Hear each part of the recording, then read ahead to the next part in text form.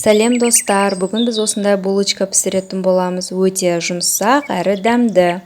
Ең алдымен біз сары майымызды, қантымызды және бір жұмыртқамызды қосып араластырып аламыз. Кейін үстіне жылы сүтімізді құямыз. Және дрожжымыз бен ұнымызды араластырып, кейін қолымыздың көмегімен қамырымызды жақсылап илейміз.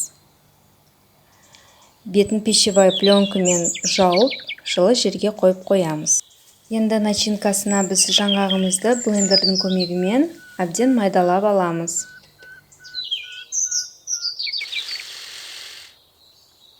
Жаңғағымызды бір ыдысқа салып, оның үстіне қантымызды қосамыз, корицаны қосамыз және сары майымызды қосып, жақсылап араластырып аламыз.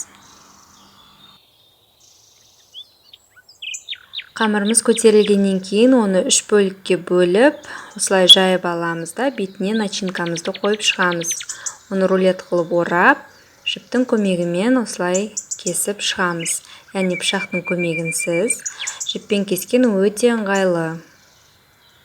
Булочкаларымызды противеньге салып, бетін жарты сағатқа майлықпен жауып қоямыз. Кейін олар ісінгеннен кейін бетіне жұмыртқаның сары уызын жағамыз.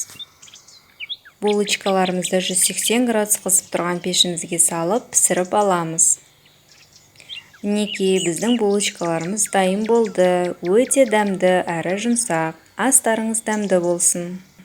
Видеомды соңына дейін қарағандарыңыз үшін рахмет. Каналыма тіркелуді және лайк басуды ұмытпаңыз.